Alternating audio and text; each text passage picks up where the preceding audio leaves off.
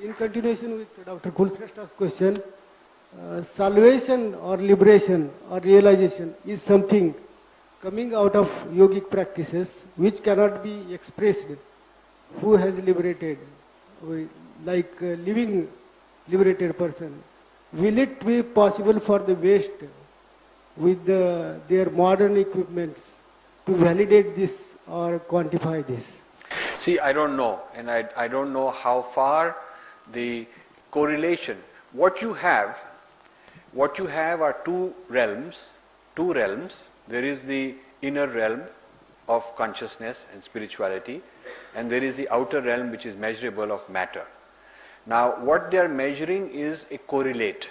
What they are trying to measure is the yogi afterwards tells them that this is what I felt, this is my experience, and then the machine tells them this is what it looked like. So they are trying to come up with correlates of the inner and outer, and how far this will go, how far the correlations can be detected, we don't know.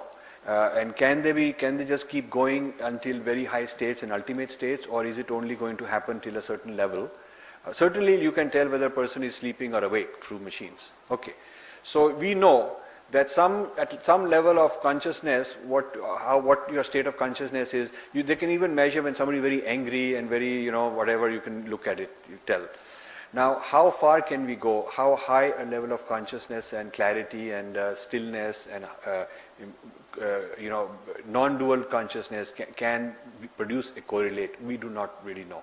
So I think as scientists, we have to not sort of prejudge the outcome, because one of the things that makes us scientists is we are open to discovery. So the discovery should go on.